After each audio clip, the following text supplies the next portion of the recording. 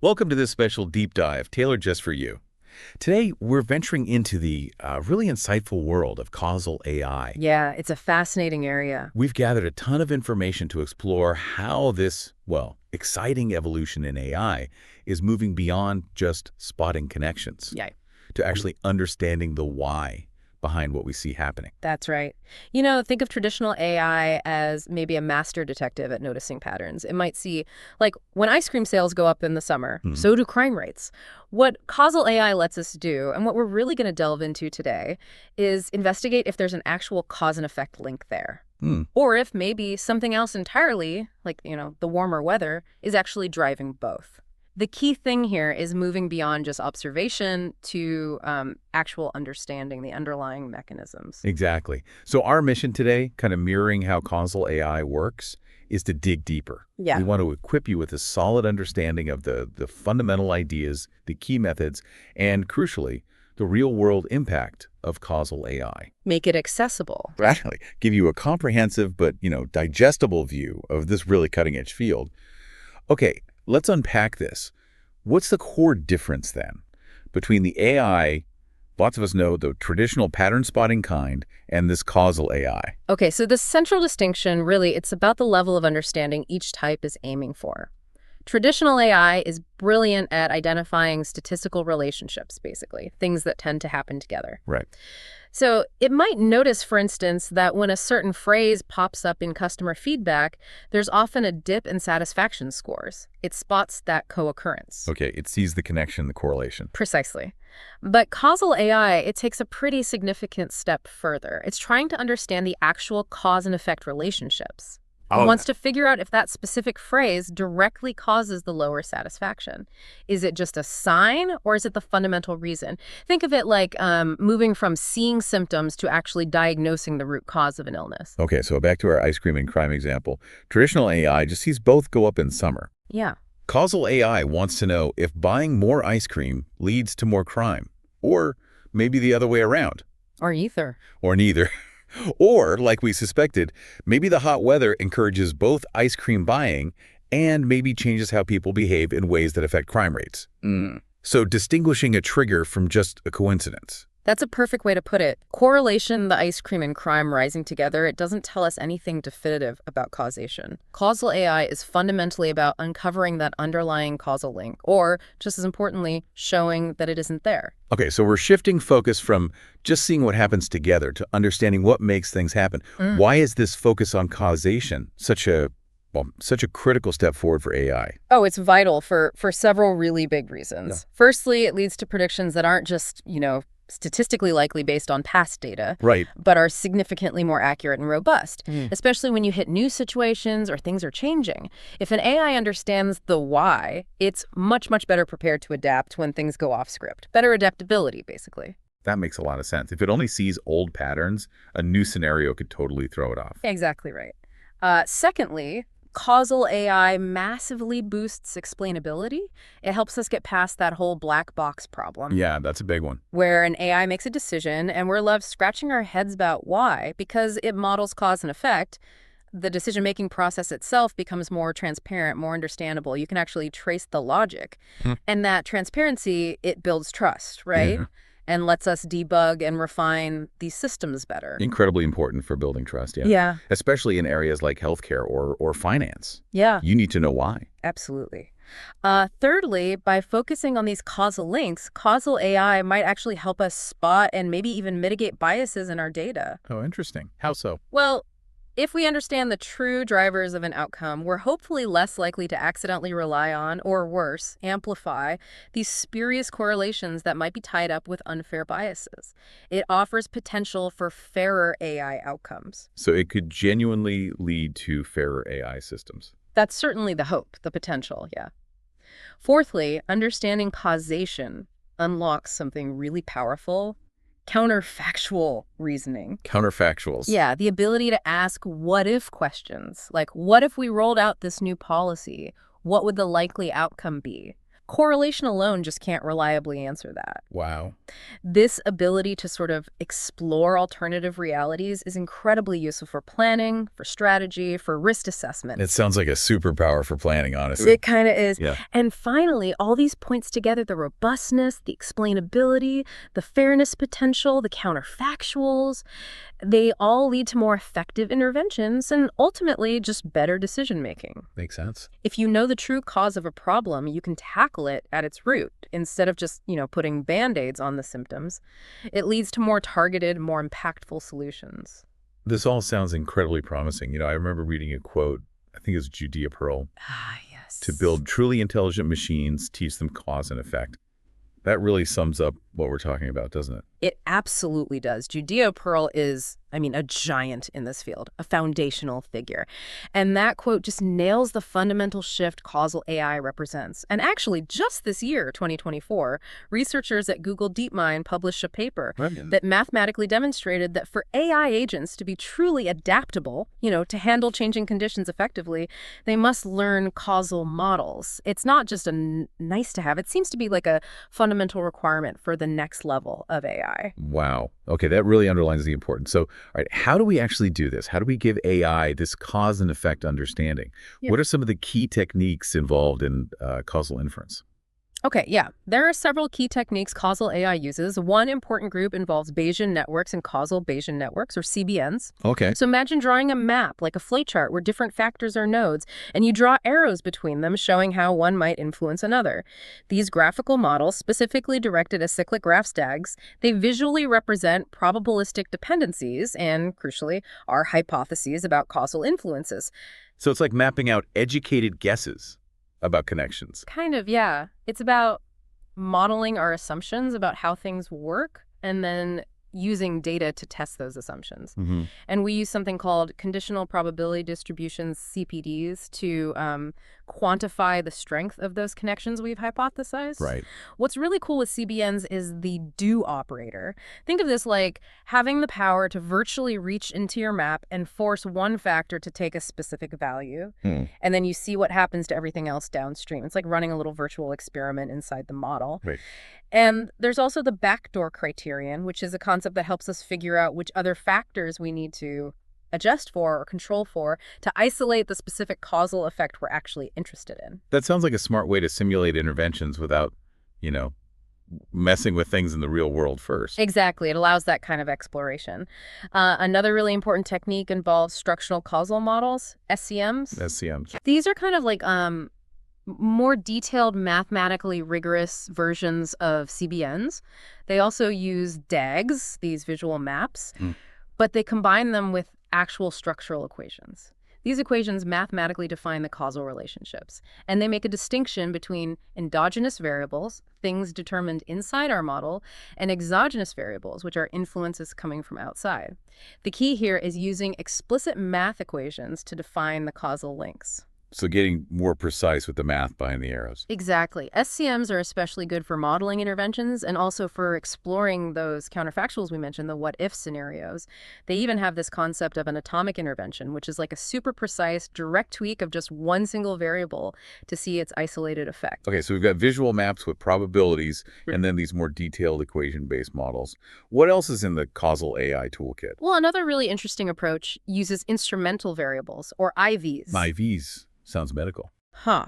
No, not in this context. It's a technique primarily from econometrics, actually, used to estimate causal effects when you suspect there are unobserved confounders. Those hidden factors that mess things up. Exactly. Those tricky hidden variables that influence both your potential cause and your outcome, making it super hard to isolate the real relationship. The core idea with IVs is to find a clever workaround. Okay, how do they work around the hidden stuff? The basic idea is you need to find a third variable, the instrument, which meets two really strict conditions. First, it has to be relevant, meaning it's correlated with the cause you're studying. Okay. Second, it needs to satisfy the exclusion restriction. This means the instrument should only affect the outcome through its effect on your cause variable and not through any other separate pathway. Think of it like finding a special lever that only moves the specific part you want to study and doesn't accidentally nudge anything else related to the outcome. That's a great analogy, finding a clean lever. Exactly. And a common statistical method used here is two-stage least squares, or 2SLS. It's worth noting, finding good instruments is hard. I bet. So there's actually research using AI itself to try and help find and validate potential IVs. Oh, and the effect you estimate with IVs.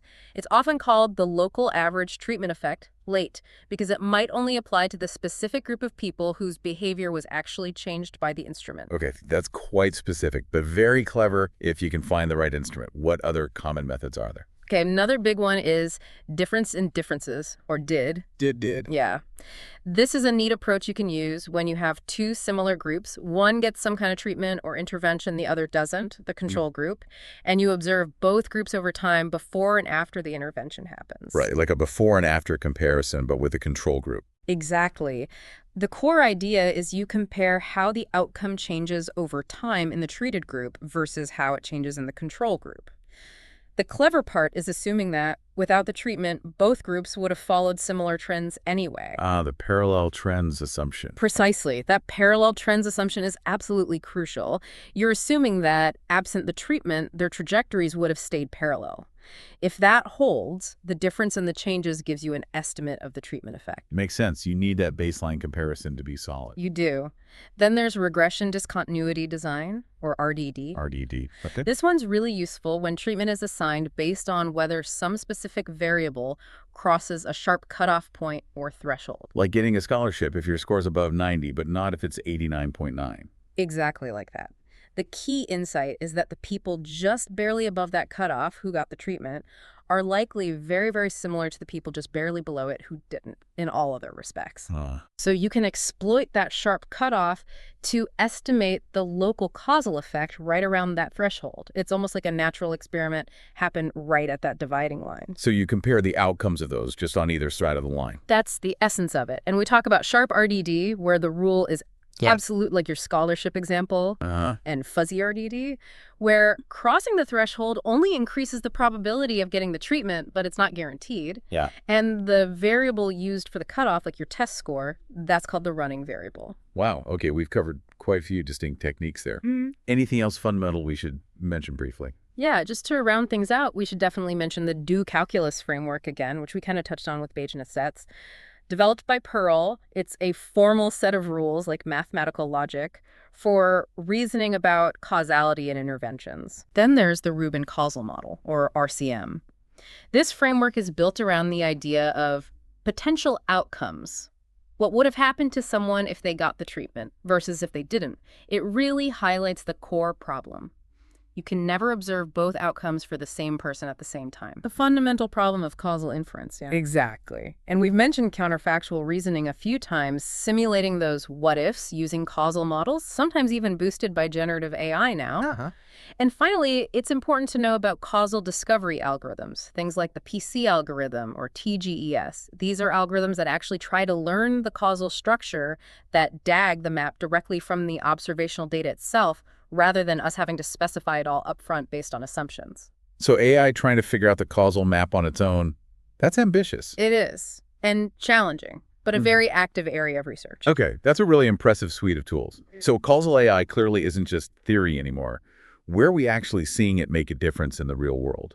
Oh, absolutely. It's moving fast from theory into practice across loads of sectors. Take healthcare and medical research. It's huge there. How so? Well, think about personalizing treatments, what people call precision medicine. Causal AI helps understand which factors truly cause a patient to respond well or poorly to a specific drug or therapy. Right, getting beyond just averages. Exactly. It's also improving how clinical trials are designed and analyzed, helping researchers understand the actual biological mechanisms of disease progression, like figuring out complex molecular pathways and predicting how individual patients might react to different interventions. It's about tailoring things based on causal understanding. That could honestly revolutionize healthcare delivery. It really could. Then look at financial services and risk management. Causal AI is being used to detect fraud, not just by flagging weird patterns, but by trying to understand the underlying causes or methods of fraud. Getting ahead of the fraudsters. Hopefully. It's also improving credit risk assessment by identifying the real drivers of loan defaults, not just correlates. optimizing trading algorithms by understanding what actually moves the market, and even predicting customer churn by figuring out why customers are leaving so companies can actually do something meaningful about it. It's about the why behind financial behavior. So it's not just flagging things, but understanding the root cause to make better decisions. Exactly that. And think about marketing and customer insights. Businesses are using Causal AI to optimize marketing campaigns instead of just guessing what works. Which happens a lot. Right. They're trying to identify what genuinely drives sales or engagement. Understanding the real reasons behind purchase decisions allows for much more personalized and, frankly, effective marketing, moving from correlation guesses to causal insights. That could make marketing budgets go a lot further and be less annoying for customers, too. Potentially, yes. And beyond those big areas, we're seeing applications pop up in other industries, too, like optimizing complex supply chains by understanding the causal factors behind delays or inefficiencies. Okay. In policymaking, trying to understand the root causes of tricky social issues rather than just addressing symptoms. Predictive maintenance in manufacturing, figuring out what actually causes equipment to fail before it does. Right. And there's huge potential in areas like autonomous vehicles, understanding the true consequences of different driving decisions, and precision agriculture, optimizing water or fertilizer use based on what causally impacts crop yield. Basically anywhere understanding why matters. It really sounds like almost any field where understanding the drivers is key could benefit hugely from causal AI. That's absolutely right. But, we should be realistic. It's still an evolving field, right? It's not magic. What are some of the big hurdles still, and where's it all heading? That's a really important point. I mean, I can imagine modeling the messy real world's cause and effect isn't exactly easy. You're absolutely right. There are definitely major challenges. For starters, the real world is just incredibly complex, isn't it? Accurately capturing all those tangled causal relationships in a model is, well, really hard. Yeah. Then there's the data problem. You need really high-quality, rich data that doesn't just show what happened, but captures the context and, crucially, accounts for those potential confounding factors we keep talking about. Data quality becomes even more critical here. It feels like the data requirements must be much higher than for just pattern matching. Generally, yes. Scalability is another issue. How well do these methods work on truly massive data sets? And generalizability, how well does a model trained in one context adapt when you apply it somewhere new or when conditions change? Right. Does it break easily? That's the question. Plus, we heavily rely on assumptions, right? Assumptions about how the data was generated, about the causal structure. Validating those assumptions rigorously is often very difficult, sometimes impossible. And even though explainability is a goal, making these models, especially the really complex ones, truly transparent and understandable, what's sometimes called explainable causal AI or XCAI, Right. that's still an active area of research. And we also need to constantly worry about identifying and mitigating potential biases within the causal models themselves. Okay, so definitely still challenges to overcome, lots of work still to do. But what about the exciting stuff? What's happening right now? What's on the horizon that looks promising? Oh, there's definitely exciting stuff. One huge trend is the increasing integration of causal AI with other hot areas, particularly large language models, LLMs, and generative AI. Combining forces. Exactly. Imagine combining the causal reasoning power with the language understanding and generation capabilities of LLMs. That could be incredibly powerful. There are also big strides being made in making causal inference faster, closer to real time. Okay. And also in automating more of that causal discovery process. We talked about having AI help build the causal models that could really speed things up. Making it easier to actually implement these techniques. Hopefully. The community is also growing like crazy. There's a boom in open source tools and libraries, things like PyY, DAOY, EconML, CausalNext from various groups. This makes the tech more accessible, fosters collaboration, spurs innovation. That's always a good sign for a field. Definitely. And related to that, we're seeing more investment and actual adoption of causal AI across different industries. It's moving beyond just academia. And finally, researchers are constantly finding clever ways to blend machine learning techniques with traditional causal inference methods to make them more powerful or robust. It really does feel like we're on the cusp of some major advancements here. Before we wrap up, though, given how powerful understanding causality could be, we should probably touch on the ethical side of things, shouldn't we? Absolutely. That's crucial. With great power comes great responsibility, as they say. A major concern is the risk of perpetuating or even amplifying existing societal biases. If your causal model is trained on data that reflects historical biases, and you don't account for that properly, your causal insights could actually make things worse. Right, garbage in, garbage out, but potentially with more dangerous consequences if you think you found a cause. Exactly.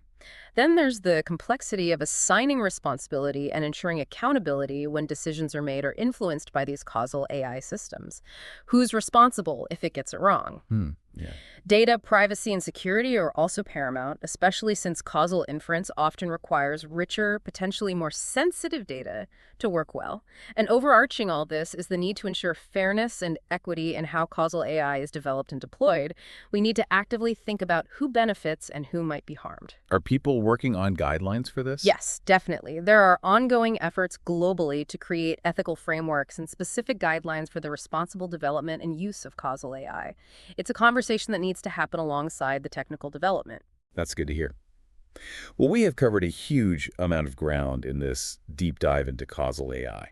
We certainly have, and hopefully for you listening, you now have a much clearer picture of why this is such a pivotal step, really, in the whole quest for truly intelligent machines.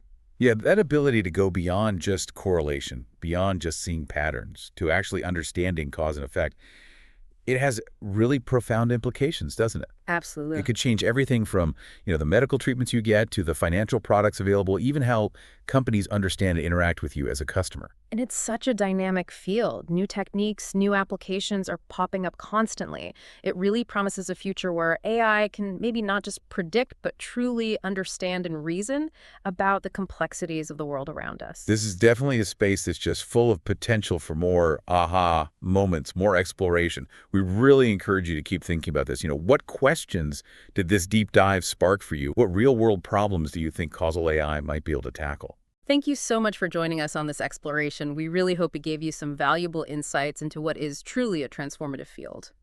And that officially wraps up this special deep dive into causal AI.